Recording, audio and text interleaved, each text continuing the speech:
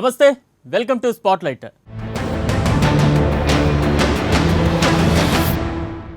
ఒకవైపు 10వ తరగతి పరీక్షలు ప్రశాంతంగా జరుగుతున్న వేళ మరోవైపు నిత్యం పేపర్ల లీక్ ఘటనలు కలకలం రేపుతున్నాయి.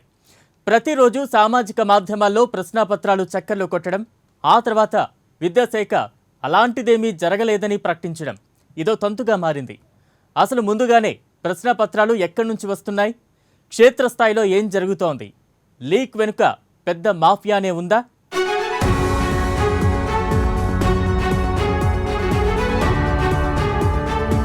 ఏపీలో 10వ తరగతి పరీక్షలు ప్రారంభమైన నాటి నుంచి ప్రతిరోజు పేపర్ లీక్ వార్తలు వస్తున్నాయి. ఈ వ్యవహారం ప్రభుత్వాన్ని ఇబ్బంది పెడుతోంది. కట్టుదిట్టమైన ఏర్పాట్లు చేసినా పేపర్ లీక్ వార్తలు రావడం, పరీక్ష ప్రశ్నాపత్రాలు వాట్సాప్లలో ప్రత్యక్షమవడంతో ఆందోళన రేకెత్తింది. ఈ లీకేజీలతో రేయింబవళ్లు కష్టపడి చదివిన పిల్లలకు భారీ నష్టం కలుగుతుందని చెప్పొచ్చు. ప్రశ్నాపత్రాలు క్షణాల్లో సామాజిక మాధ్యమాల ద్వారా వైరల్ అవ్వడం కలకలం రేపుతోంది. లక్షలకు లక్షలు పోసి చదివించామని, తమ పిల్లలు ఎంత కష్టపడి చదివినా పేపర్ లీకేజీలతో ఫలితం లేకుండా పోయిందని తల్లిదండ్రులు వాపోతున్నారు. 10వ తరగతిలో మంచి మార్కులు వస్తే పై చదువుల ఫీజులో రాయితీ వెసులుబాటు ఇస్తున్నాయి కొన్ని కళాశాలలు. అయితే ఇప్పుడు పేపర్ లీకేజీ ఘటనలతో మెరిట్ విద్యార్థులకు దెబ్బ గట్టిగానే పడనుంది.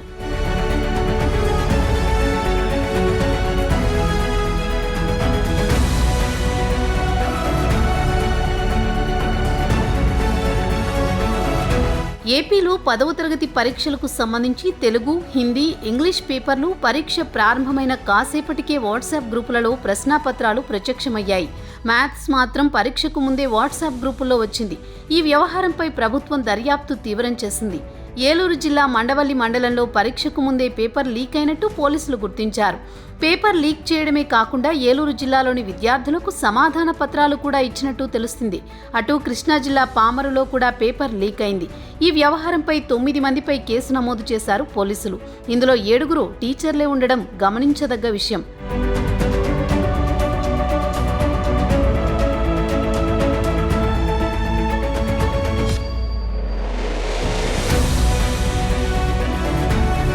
మొత్తం రాష్ట్ర వ్యాప్తంగా జరిగిన వ్యవహారంలో paper leak, malpractice, mass copying ఘటనల్లో చాలా మంది టీచర్లు అరెస్ట్ అవ్వడం కలకలం రేపుతోంది. పేపర్ లీక్ ఘటనల్లో ప్రైవేట్ టీచర్ల కంటే ప్రభుత్వ టీచర్లే అధికంగా ఉండడం పలు అనుమానాలకు దారితీస్తోంది. టీచర్ల వెనుక ఎవరి ప్రమేయం ఉందనేది పోలీసులు దర్యాప్తు చేస్తున్నారు. ఇంకోవైపు స్కూళ్లకు ప్రభుత్వం విధించిన పాస్ పర్సంటేజ్ టార్గెట్ల కారణంగా టీచర్లు ఇలా చేశారంటూ పలు భిన్నమైన వాదనలు వినిపిస్తున్నాయి.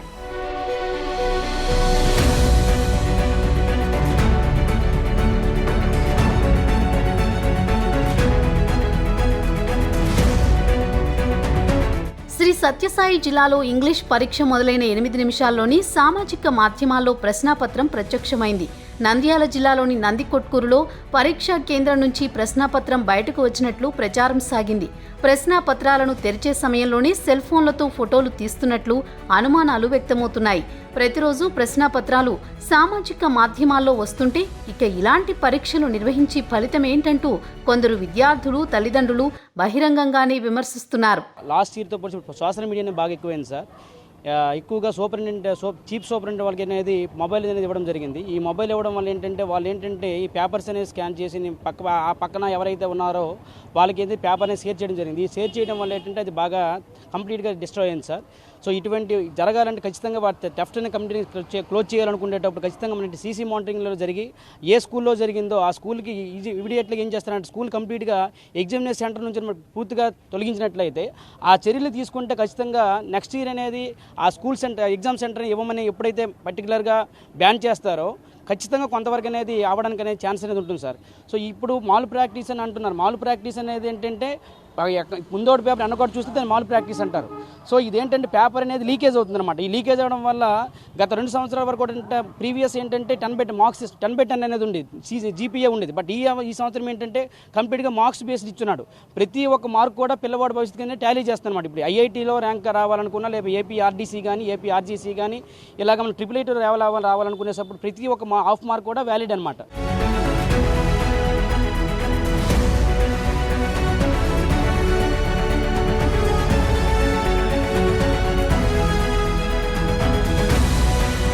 1 నుంచి 9వ తరగతి వరకు ఉమ్మడి ప్రశ్నాపత్రంతో నిర్వహించే పరీక్ష నుంచే ఆయా ప్రశ్నాపత్రాలు సామాజిక మాధ్యమాల్లో వస్తూనే ఉన్నాయి. ఇవి పబ్లిక్ పరీక్షలు కానందున అధికారులు పెద్దగా పట్టించుకోలేదు. అప్పట్లోనే ఈ లీక్పై కఠిన చర్యలు తీసుకుని ఉంటే కొంతవరకు 10వ తరగతి పరీక్షల్లో లీకేజీకి అడ్డుకట్ట పడి ఉండేదని పలువురు భావిస్తున్నారు. దేశవ్యాప్తంగా సిబిఎస్ఈ 10వ తరగతి సెమిస్టర్ 2 పరీక్షలు జరుగుతున్నాయి. రాష్ట్రంలోనూ దాదాపు 30,000 మందికి పైగా విద్యార్థులు ఈ పరీక్షలు రాస్తున్నారు. ఈ ప్రశ్నాపత్రాలు లీక్ అవుతున్న ఘటనలు ఇంతవరకు వెలుగు చూడడం లేదు. అయితే రాష్ట్రంలో ఇంత అధికార యంత్రాంగం, పోలీస్ వ్యవస్థ ఉన్నప్పటికీ రాష్ట్ర బోర్డు ప్రశ్నాపత్రాలు మాత్రం ఎందుకు బయటకు వస్తున్నాయనే ప్రశ్నలు ఉత్పన్నమవుతున్నాయి. పరీక్షల నిర్వహణపై విద్యాశాఖకు సరైన దృష్టి లేకపోవడమే దీనికి కారణమని విమర్శలు వెల్లువెత్తుతున్నాయి. ఎగ్జామ్స్ థియరీ అంతా కూడా చాలా చక్కగా ఉంది. ఓవరాల్ అరేంజ్మెంట్స్ అన్నీ కూడా బాగున్నాయి. డెఫినెట్గా ఒక పేరెంట్గా మాకు ఇబ్బందికరమైన పరిస్థితి ఏంటంటే బయట నుంచి వచ్చిన ఈ వార్తలన్నీ చూసిన తర్వాత కష్టపడి చదువుకునే పిల్లలకి రేపొద్దున మళ్ళీ ఎగ్జామ్ పెడతారేమో అన్న భయం అయితే ఇంకా ఉంది. ఎందుకంటే లాస్ట్ 2 years కోవిడ్ రావడం, రెగ్యులర్గా అయ్యే ఎగ్జామ్స్ జరగకపోవడం వల్ల యాజ్ ఏ స్టూడెంట్గా వాళ్ళు ఈ ఎగ్జామ్స్ మీద తెలియని భయం ఏర్పడింది. ఇప్పుడు ఆ భయం నుంచి బయటికి రావడం కోసం ఏంటంటే ఈ ఎగ్జామ్స్ ప్యాటర్న్ కానీ లేకపోతే జరుగుతున్న తీరు కానీ చాలా చక్కగా ఉంది. కానీ ఈ వస్తున్న వార్తలు చూసి ఒక పేరెంట్గా మాకు ఆందోళన ఏంటంటే ఇంత కష్టపడి చదివిన తర్వాత రేపు పొద్దున్న మళ్ళీ ఎగ్జామ్ ఎక్కడ క్యాన్సిల్ అయిపోతుందనే భయం ఏర్పడింది. కానీ ఓవరాల్గా ఇక్కడ ఎగ్జామ్ జరుగుతున్న తీరు కానీ లేకపోతే ద వే ఆఫ్ డిసిప్లిన్ కానీ అన్నీ చాలా చక్కగా ఉన్నాయి. కాబట్టి హోప్ అటువంటి పరిస్థితి రాదని అనుకుంటున్నాం.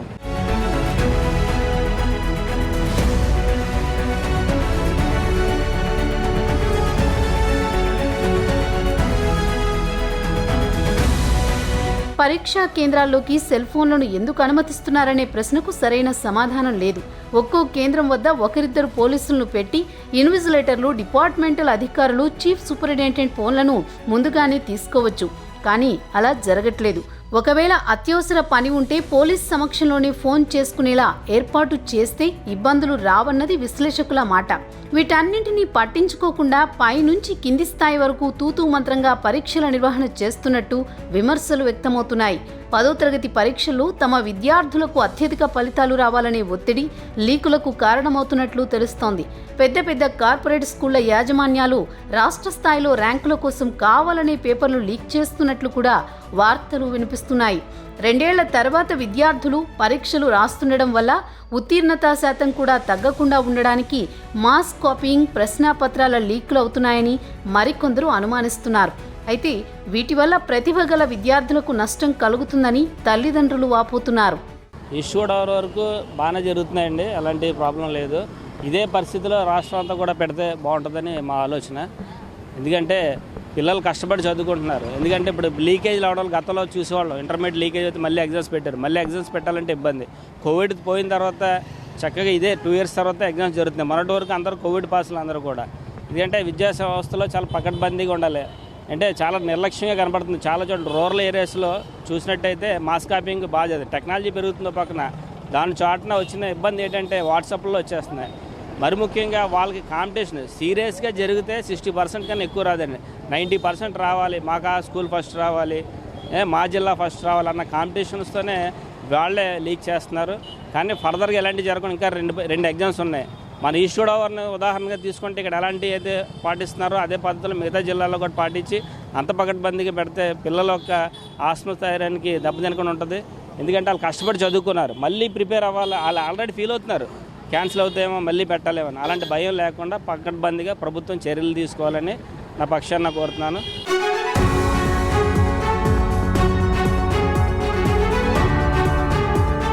పదవ తరగతి ప్రశ్నాపత్రాల లీక్ వ్యవహారం రాజకీయంగా పెద్ద ఎత్తున విమర్శలకు కారణమైంది.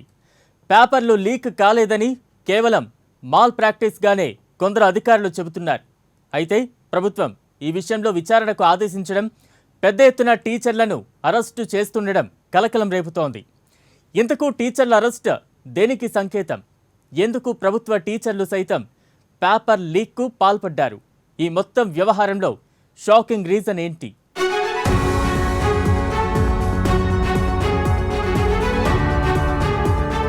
పదవ తరగతి పరీక్షా పత్రాల లీకేజీ, మాస్ కాపీయింగ్ను ప్రోత్సహించారంటూ కృష్ణా, ఏలూరు జిల్లాలకు చెందిన 25 మంది టీచర్లు, ఒక అటెండర్, కర్నూలు జిల్లాలో 5 యువకులపై పోలీసులు కేసులు నమోదు చేశారు. 10th పరీక్షల్లో మాస్ కాపింగ్ను ప్రోత్సహించారంటూ ఏలూరు 3 టౌన్ పోలీసులు 10 మంది ఉపాధ్యాయులను అరెస్ట్ చేశారు. కాగా కర్నూలు జిల్లాలో 10th ప్రశ్నాపత్రం లీకైన ఘటనలో 5 కేసు నమోదైంది. నంద్యాల జిల్లాలో 4 సస్పెండ్ చేశారు. 12 మందిని అరెస్ట్ చేశారు. చిత్తూరు జిల్లాలో 2 సస్పెండ్ చేశారు. మరో 7 అరెస్ట్ చేశారు. సత్యసాయి జిల్లాలో 2 ప్రభుత్వ ఉద్యోగులను అదుపులోకి తీసుకున్నారు. ఇలా ప్రశ్నాపత్రాల లీక్ ఘటనల్లో రాష్ట్ర వ్యాప్తంగా కేసులు నమోదవుతున్నాయి.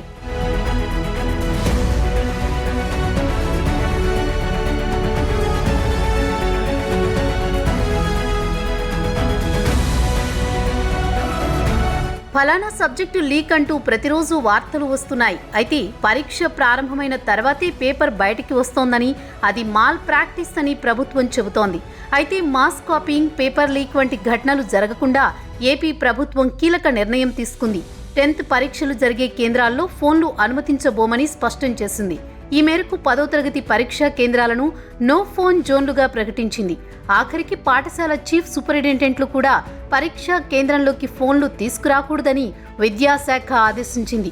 పరీక్షా కేంద్రాల్లో ఫోన్లే కాదు, ఐప్యాడ్లు, స్మార్ట్ వాచ్లు, ఇయర్ ఫోన్లు, బ్లూటూత్ పరికరాలు వంటి ఇతర ఎలక్ట్రానిక్ పరికరాలు కనిపించినా స్వాధీనం చేసుకుంటామని స్పష్టం చేసింది.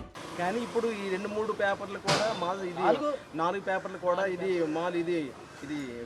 కొంచెం బయటకు వచ్చి లీక్ అయిందంటే దానికి కారణం ఏంటంటే ఎప్పుడు కూడా ఏ సెంటర్లో ఎగ్జామ్ అవుతుంది ఆ యొక్క సెంటర్లో పకడ్బందీగా ఉండాలండి. అయితే గుజరాత్ లెవెల్లో స్టడీ ఇచ్చే విధానం కూడా కరెక్ట్గా ఉండాలి. సీసీ కెమెరాస్ పెట్టాలి. ఏ టీచర్ ఏం చేస్తున్నారు, ఎవరేం చేస్తున్నారు, ఎవరి ద్వారా బయటికి వెళ్తుందో ఇది చూసుకోవాలి. డిఓ గారు కూడా ఇలాంటి విషయంలో కూడా చాలా స్ట్రిక్ట్గా ఉండాలి. ఎందుకంటే కష్టపడేవాడు నువ్వు అంటే 10/10 రావాలనుకుంటారు. ఎప్పుడు ఈ మాల్ ప్రాక్టీస్ ఎప్పుడైంది ఆటోమేటిక్ ఆ 100గా 100 వచ్చేస్తుంటే ఈ చదువువాడు కూడా 100 వచ్చినప్పుడు అలాంటప్పుడు ఈయన చాలా ఎందుకంటే ఇప్పుడు ప్రతిదీ కూడా పాలిటెక్నికల్ చేసినా, ఏ కాలేజ్ చేసినా, ట్రిపుల్ చేసినా మెరిట్ ఆధారంగా చేస్తున్నారు. అలాంటప్పుడు మెరిట్ వచ్చిన వాడికి ఆడు డౌన్ అయిపోతున్నాడు. కష్టపడకుండా ఒళ్ళు అంచకుండా అప్పటికప్పుడు చేసి ఈ మాల్ ప్రాక్టీస్ ఎప్పుడు అవుతుంది ఆటోమేటిక్ వీడికి ఎక్కువ మార్కులు వస్తున్నాయి. ఇలాంటప్పుడు అంటే అధికారి యంత్రాంగం కూడా మన డిఈఓ గారు కూడా ఇలాంటి వీటిపై దృష్టి పెట్టి ఇక నుంచి ఏదో అయిపోయింది ఎవరి వల్ల తప్పులు వస్తాయి. ఇక నుంచి కూడా అంటే ఇలాంటి సంఘటనలు జరగకుండా పునరావృతం కాకుండా కొంచెం చర్యలు తీసుకుంటే మంచిది.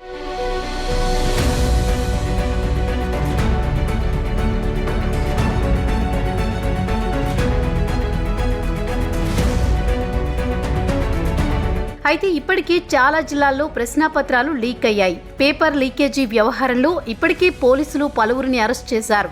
ప్రశ్నాపత్రాల లీకేజ్ వెనుక ప్రైవేట్ విద్యా సంస్థల ప్రమేయం ఉన్నట్లు వార్తలు వెలువడుతున్నాయి. ప్రశ్నాపత్రాల ఆధారంగా మాల్ ప్రాక్టీస్ చేయిస్తున్నట్లు తెలుస్తోంది. ఈ వ్యవహారంతో ప్రభుత్వం అభాసు పాలవుతోంది. విపక్షాల విమర్శలు, తల్లిదండ్రుల ఆందోళనలతో అప్రమత్తమైన సర్కార్ వరుసగా ఇందుకు బాధ్యులైన టీచర్లను అరెస్ట్ చేస్తోంది. భారీ సంఖ్యలో కేసులు నమోదు చేస్తోంది. దీంతో విద్యాశాఖతో పాటు విద్యార్థులు, ఉపాధ్యాయుల్లోనూ తీవ్ర కలకలం రేగుతోంది. అయితే ఇందుకు దారితీస్తున్న అసలు కారణాలని చూస్తే షాక్ అవ్వాల్సిందే. ఇన్ని లీకులు, మాస్ కాపీయింగ్ మధ్య తాము రాసిన పరీక్షలు ఫలితాల దాకా వస్తాయా లేదంటే రద్దవుతాయా అన్న ఆందోళన విద్యార్థుల్లో కనిపిస్తోంది. ఈరోజు రాష్ట్ర వ్యాప్తంగా చూసుకుంటే ఈరోజు ప్రపంచంలోనే చెప్పాలంటే 10th క్లాస్ పరీక్షలు అనేది చాలా ప్రతిష్టాత్మకమైనటువంటి విషయము. ఎందుకంటే భారతదేశంలో ఈరోజు 10th క్లాస్ని బేస్ చేసుకునే ప్రతి విద్యార్థి కూడా తన ఉత్తీర్ణతను పొందుకున్న తర్వాత తను భవిష్యత్తును నిర్ణయించుకునేటువంటి పరిస్థితి ఈ దేశంలో ఉంటున్నది. అలాంటి ఒక స్వేచ్ఛ భారత రాజ్యాంగం మనకు కల్పించింది. అందులో భాగంగా ఈరోజు 52 మంది మొత్తము టీచర్స్ అంటే ప్రభుత్వంలో పనిచేసేటువంటి ఒక రాజ్యాంగబద్ధమైనటువంటి పదవుల్లో పనిచేస్తున్నటువంటి వ్యక్తులు, టీచర్లు అంటే వాళ్ళు దైవంగా భావించేటువంటి వ్యక్తులు ఈరోజు వాళ్లే స్వయానా ఈరోజు ప్రభుత్వం అంటే ఏదైతే ఆర్ఐఓలు కావచ్చు, డిఈఓలు కావచ్చు, ఎంఈఓలు కావచ్చు, డివైఓలు కావచ్చు, ఇందులో ఐఏఎస్ బ్యూరోక్రాట్స్ మనకు చెప్పాలంటే ప్రతిష్టాత్మకమైనటువంటి వ్యక్తులు వీళ్ళే కూడా ఇందులో ప్రలోభాలు పెడుతున్నారనేటువంటి వాదన ప్రభుత్వ స్థాయిలో ఉంటున్నది, అధికారుల స్థాయిలో ఉంటున్నది. అయితే ఈరోజు ప్రభుత్వం దీని మీద ఏ రకంగా కూడా స్పందించకుండా, ఏ రకంగా కూడా మాట్లాడకుండా దాన్ని తోసిపుచ్చుతూ విద్యార్థుల్ని పూర్తి స్థాయిలో ఎక్కడికక్కడ ఇది ఎట్లాంటి ఒక పెద్ద మాఫియా, ప్రైవేట్ సెక్టర్, కార్పొరేట్ అన్ని కూడా కొలాబరేట్ అయి చేయడం అనేది చాలా దారుణమైనటువంటి విషయము. అందులో భాగంగా ఏంటంటే ఈరోజు 45 మార్కులతో పాస్ అయ్యేటువంటి విద్యార్థి 50 మార్కులు, 60 మార్కులు అంటే గ్రేస్ మార్కులు వేసి వాడిని పాస్ చేసి ప్రైవేటు వాళ్ళకి కావాల్సినటువంటి అడ్మిషన్ల కోసం ఈ ఎగ్జాంపుల్ చెప్పాలంటే అంటే శ్రీ చైతన్య నారాయణ వాళ్ళతో ఈరోజు కుమ్మక్కయ్యి వందల కోట్ల రూపాయలు, అంటే ఈరోజు 1000 కోట్ల రూపాయలు బిజినెస్ జరుగుతుందంటే శ్రీ చైతన్య నారాయణ వాడికి 100 కోట్ల రూపాయలు బ్యూరోక్రాట్స్కి కావచ్చు, ఎంఈఓలకి, డిఈఓలకి, ఆర్ఐఓలకి ఇవ్వడానికి పెద్దవాడికి సమస్యే కాదు. సో కాబట్టి దీన్ని దయచేసి ప్రభుత్వ యంత్రాంగం ఏదైతే ఈరోజు విద్యాశాఖ మంత్రి కావచ్చు, అదే రీతిగా విద్యాశాఖ మండలి కావచ్చు, విద్యాశాఖ కమిషన్ కావచ్చు, పూర్తి స్థాయిలో ప్రిన్సిపల్ సెక్రటరీ అంత స్థాయిలో దీన్ని పూర్తిగా కూడా నిర్మూలనలోకి దిగాలి.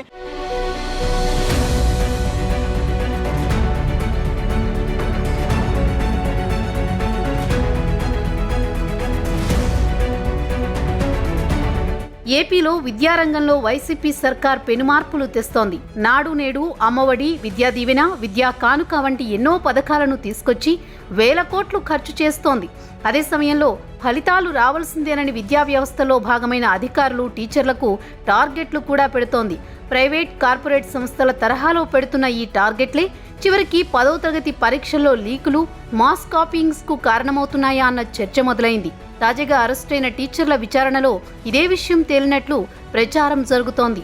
తమకు విధించిన భారీ టార్గెట్లను అందుకునే క్రమంలో టీచర్లు అడ్డదారులు తొక్కుతున్నారా అన్న చర్చ మొదలైంది. ఇదే వారిపై ఒత్తిడి పెంచి తప్పులు చేయిస్తోందన్న వాదన వినిపిస్తోంది. దీంతో ఇప్పుడు ప్రభుత్వం వ్యవస్థాగత మార్పులు చేయకుండా టీచర్లకు టార్గెట్లు పెట్టడం సరికాదనే టాక్ సర్వత్రా వినిపిస్తోంది.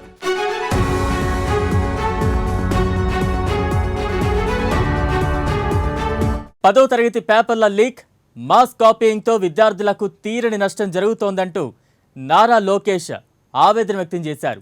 సీఎంగా జగన్ వైఫల్యం, అధికారుల చేతగానితనంతో 10th పరీక్షల నిర్వహణ అభాసుపాలై విద్యార్థుల భవిష్యత్ అయోమయంగా మారిందన్నారు లోకేష్. నిజానికి గతంలో 1-2 ప్రశ్నాపత్రాలు లీక్ అయినా వెంటనే ప్రభుత్వం అప్రమత్తమయ్యేది. ఈ తరహాలో వరుసగా పేపర్ లీక్ సంఘటనలు ఎప్పుడూ జరగలేదని పరిశీలకులు చెబుతున్నారు. ఒకరోజు పేపర్ లీక్ అయిందంటే సరే అనుకోవచ్చు. వరుసగా ప్రతిరోజు పేపర్ లీక్ అంటే ఇక్కడ వైఫల్యం ఎవరిది? రాష్ట్రంలో అసలు విద్యాశాఖ ఉందా? ఉంటే ఎందుకు కనీస చర్యలు తీసుకోలేకపోయింది?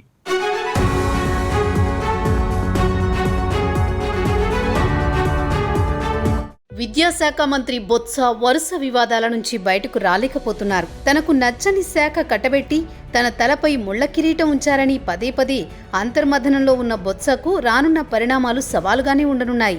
విద్యాశాఖ అంటేనే బొత్స హడలిపోతున్నారు. నిర్వహణ లోపాలు ఏమాత్రం దిద్దలేకపోతున్నారు. అదే ఇప్పుడు విచారకరం. 10వ తరగతి పరీక్షల నిర్వహణ విషయమై వివాదాలను చవిచూస్తున్నారు. వాస్తవానికి ఇప్పటిదాకా మంత్రిగా ఆయన ఛార్జ్ తీసుకోలేదు. అయినప్పటికీ శాఖాపరమైన నిర్ణయాలు వెలువరిస్తున్నారు.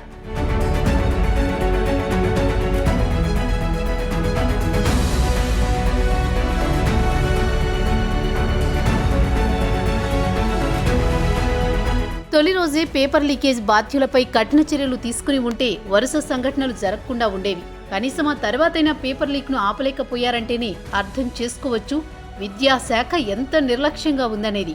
ప్రభుత్వ తీరుతో మెరిట్ విద్యార్థులు తీవ్రంగా నష్టపోయారని సర్వత్రా ఆందోళన వ్యక్తమవుతోంది. ప్రశ్నపత్రాల లీకేజీ వెనుక వైసీపీ నాయకుల హస్తమే ఉందని టీడీపీ ఆరోపణలు చేసినా అవేవి బొత్స పట్టించుకోలేదు.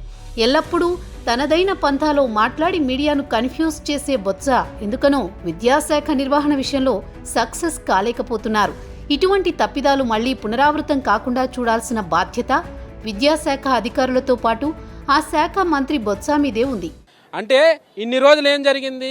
మొదటి పేపర్ నుండి, తెలుగు పేపర్ నుండి ఇప్పటి వరకు ప్రతి క్వశ్చన్ పేపర్ లీకేజ్ అవుతున్నా రాష్ట్రంలో ఈ ప్రభుత్వం ఏమీ స్పందించలేదు. అంటే దీని అర్థం ఏంటి?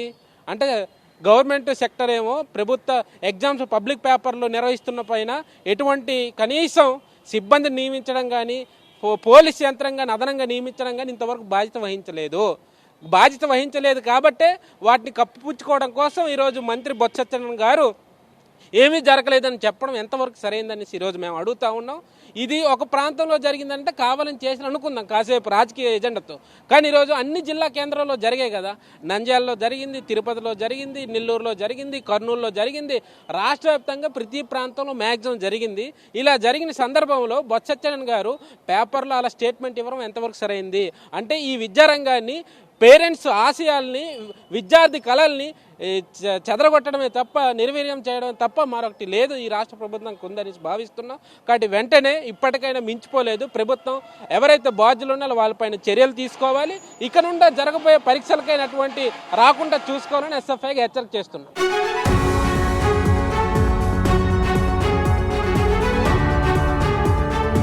మొదటి రోజు పరీక్షల నిర్వహణలో లోపాలను గుర్తించి లీకుల ఆరోపణలకు అవకాశం ఇవ్వకుండా విద్యాశాఖ అధికారులు చర్యలు తీసుకుంటారని అంతా భావించారు.